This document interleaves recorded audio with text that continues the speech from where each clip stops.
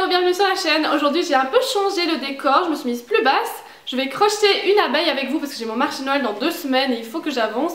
Et je trouvais ça sympa de faire ça en vous parlant de mes livres lus ce mois-ci en novembre. Je vais aussi allumer ma petite bougie de l'Avent parce que je tourne ça le 2 décembre. Et hier je l'ai allumée et je pouvais pas aller dormir parce qu'elle avait toujours pas fini le numéro 1. Regardez, je vais vous montrer. En fait, il y a les chiffres. Du coup, ça prend pas le bord par contre, mais je m'y attendais un peu. Mais voilà. Tout d'abord, durant le mois, j'ai lu Si tu veux changer ta vie, commence par faire ton lit. On en avait entendu blindé parler à l'époque, sorti en 2018. Et donc dans mon appli d'audiobook, il y était. Je pensais que c'était un gros livre, en fait c'était super court. Je crois qu'il a duré que 2 heures, quelque chose comme ça. Ma mère l'a aussi écouté après et elle a adoré, elle a pris des notes et tout. Donc en fait c'est un livre un peu de développement personnel. Alors ici donc c'est un amiral en fait qui est je crois l'amiral le plus décoré des États-Unis. Chaque chapitre c'est un conseil, donc évidemment il y a commence par faire ton lit et quel est le sens derrière ça, c'est que au moins dans ta journée tu auras déjà fait une chose impeccable et donc tu commences ta journée directement positivement. Chaque fois c'est des conseils et il fait à chaque fois un accompagnement avec un exemple de ce qu'il a vu dans toute sa carrière. Et que voilà, il y a pire ailleurs et qu'on voit que même au bout les gens arrivent à quand même retrouver la foi d'avancer en fait et de continuer dans ta vie et de te rendre compte que c'est rien, ça va passer, c'est un moment. Et donc chaque fois c'est plein de petits conseils et c'est super intéressant, enrichissant. J'ai beaucoup aimé, c'était en fait très concis parce que souvent les livres de développement personnel, ce qu'on leur reproche c'est qu'ils parlent pendant trop longtemps et donc tu te retrouves à être perdu dans tes idées, tu te rends compte après l'avoir lu qu'en fait t'as pas appris grand chose. Donc voilà, là c'était très concis, donc ça c'était un bon point à retenir. Donc je lui ai mis 3,5 étoiles. Alors, ensuite j'ai écouté donc en audio toujours de Lisa J. Wells, C'est rentre avant la nuit, donc c'est un thriller, moi je suis à fond dans les thrillers. J'avoue que c'était assez long, peut-être que j'en ai lu un autre de chez elle mais les titres sont pas très marquants donc je m'en rappelle pas. Alors ici on va suivre une jeune fille et sa mère, donc selon les chapitres on revient dans le passé etc. Moi j'adore quand on fait ça parce que je trouve que ça fait avancer la lecture super rapidement et on apprend beaucoup sur les personnages grâce à ça. Juste dans le présent, je trouve que ça rend les lectures beaucoup trop longues. Ici donc on va suivre une jeune fille qui a eu un enfant très jeune mais elle ne l'a dit à presque personne de son entourage. Donc elle vit chez sa mère avec son copain. Donc ils ont décidé de l'élever, son copain a décidé de l'assumer, etc. Elle fait quand même des études mais personne là-bas n'est au courant qu'elle a un enfant. Donc elle essaie de quand même vivre une vie jeune sans avoir l'air de la fille qui a dû être trop mature trop vite. Puis cette fille va disparaître, donc ça on l'apprend au début du livre. Sa maman, elle se demande ce qui s'est passé parce qu'elle sait que sa fille était assez mature et qu'elle voulait assumer son enfant et vraiment s'en occuper, qu'elle l'adore et qu'elle serait jamais partie sans son enfant et elle comprend pas, donc elle essaie d'enquêter etc. Et puis nous on va encore suivre une autre personne 20 ans après qui va relancer l'enquête en fait parce que tout ça ils n'avaient pas trouvé ce qui s'était vraiment passé. J'ai trouvé l'histoire assez sympa, vraiment ça bougeait quand même vu qu'on était passé, présent et encore futur quoi du coup avec l'enquête bien plus tardive. Et ça j'ai bien aimé. Je relirai d'autres livres d'elle donc j'essaierai de prendre les mieux côtés parce que ça veut dire que ils sont pas trop longuets et ça c'est important pour moi je trouve, surtout quand c'est un audio parce que ça dépend hein, si t'es occupé à faire autre chose c'est pas grave de louper certaines parties mais si tu te focuses vraiment pour l'écouter ça fait pas passer le temps parce que t'es pas actif dans ta lecture en fait, tu fais que l'écouter et pas le lire donc c'est différent je trouve d'un livre qu'on lit ou qu'on écoute. Lui je lui ai mis 3,5 étoiles. Je dois vous parler d'un livre qui a été un coup de cœur de fou, je voulais trop vous en parler sur les réseaux mais je l'ai pas encore fait parce que il est tellement bien que je sais pas encore comment je vais en parler. Donc il s'agit du Prince Cruel, j'ai directement acheté la suite. Avant ce que je faisais c'est que j'achetais tout le temps la saga complète avant de savoir et puis j'aimais pas les livres et je me retrouvais avec une saga pleine que je revends sur Vinted, donc j'ai plein de sagas sur Vinted si jamais. Mais celui-ci je l'avais pas acheté la suite et je l'aimais trop, je voulais trop savoir ce qui allait se passer après. Donc le temps que je les commande sur Vinted, d'ailleurs ils sont en super état, je suis trop contente.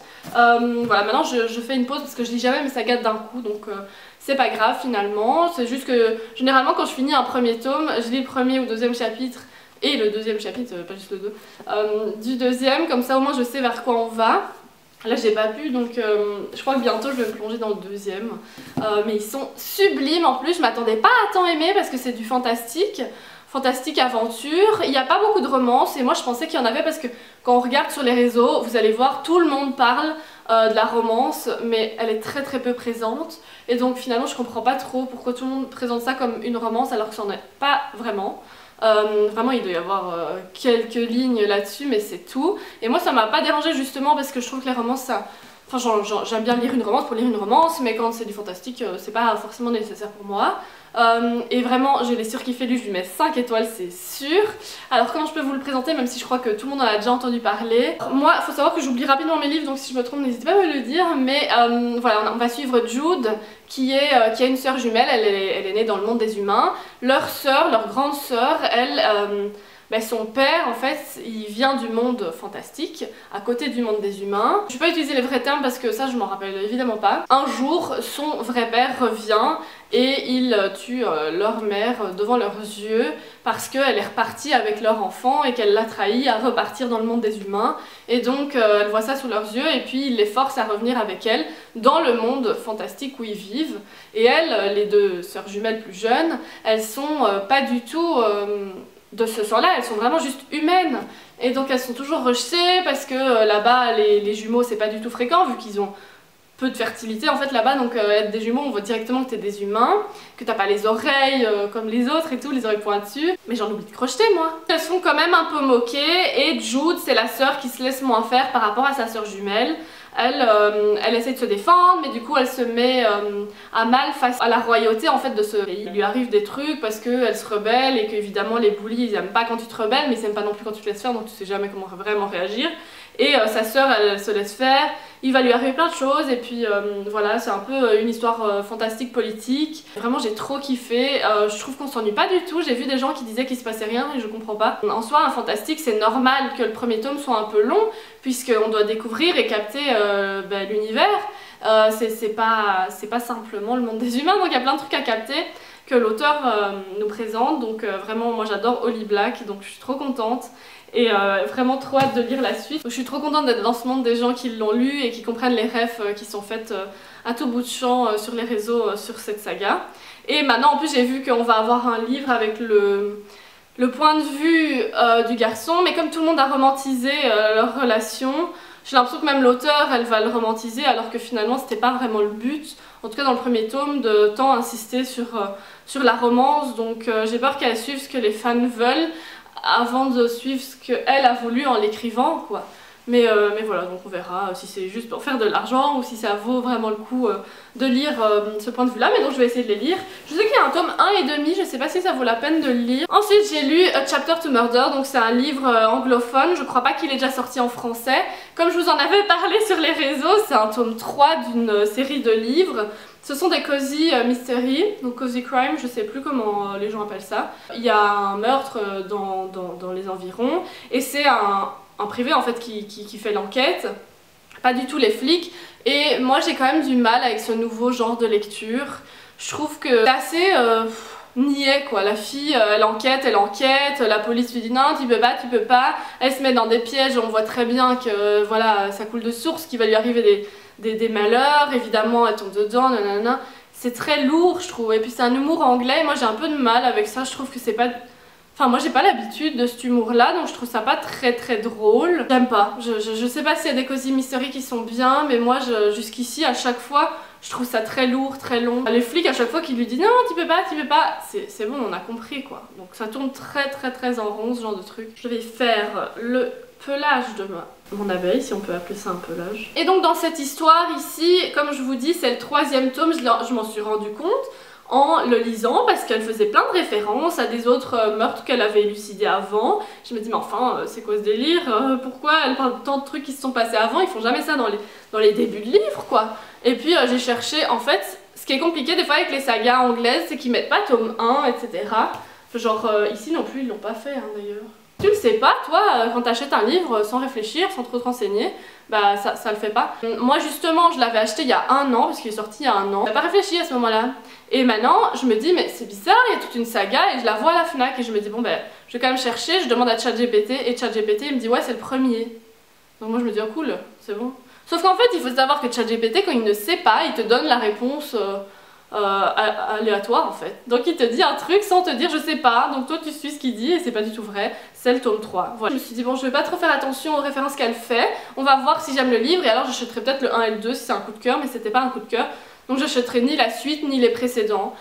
Mais j'ai vu personne en parler, quand j'ai cherché des avis il y avait zéro vidéo. Il y en avait de 2-3 personnes qui l'avaient acheté, mais elles en parlaient pas. En mode voilà, j'ai aimé, j'ai pas aimé, et donc je peux en parler avec personne, ça me frustre énormément. Donc ici voilà, c'est une jeune femme qui a une librairie, donc ça j'ai beaucoup aimé cet aspect là. J'ai quand même aimé l'histoire, hein, mais je sais juste que je vais pas trop aller dans des univers des cozy mystery parce que c'est pas mon dada quoi, mais c'est tout. Je comprends qu'il y a des gens qui aiment bien, mais moi c'est pas mon truc, donc finalement j'ai quand même continué ma lecture, mais ça a failli me mettre en panne de lecture. Vraiment j'ai mis longtemps à le lire, que j'étais pas fascinée et que ça avançait pas comme je le voulais, mais j'étais quand même vachement curieuse de savoir évidemment l'élucidation de l'enquête qu'elle faisait.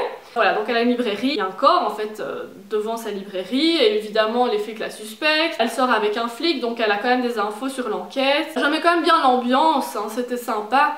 Mais je suis pas sûre que je le recommande. Évidemment, commencer par le premier tome, peut-être il est même mieux, hein, c'est peut-être différent, mais ça reste la même auteure, donc je sais pas. C'était bien, c'était pas fou, donc j'ai mis 3 étoiles. En plus il est trop beau, donc ça je suis contente quand même de l'avoir en format papier, il est beau dans ma bibliothèque, même si je sais pas où il est. Ensuite ma mère m'a fait lire Le Chalet, donc en fait... je crois que c'est De Chalet le titre. Il est sur BookBeat, donc mon appli de lecture audio. C'est elle qui l'a commencé, elle a dit qu'elle aimait beaucoup, donc j'ai commencé et c'est vrai qu'il était trop bien ce livre. C'est une auteure anglophone mais ça se passe en France, donc à un moment je me suis dit mais est-ce qu'il est traduit du français? Mais non, je pense pas. C'est juste que voilà, ça se situe à la montagne et donc évidemment c'est en France quoi. C'est super sympa, il y a énormément de lecteurs dans ce livre. D'habitude quand tu écoutes un audiobook, tu as un voire 2 narrateurs et ici on en avait énormément. Et donc j'ai vraiment trop kiffé. En fait je trouve que les thrillers à la montagne c'est super chouette et ça fait vraiment flipper. Bon, ça donne pas envie d'aller à la montagne du coup. C'est vraiment super gai à écouter. L'histoire, ici du coup on a de nouveau du passé présent, ça c'est trop mon kiff. Ici donc on va suivre, sans trop spoiler, on a 2 couples, donc c'est 2 frères qui amènent chacun leur copine au ski.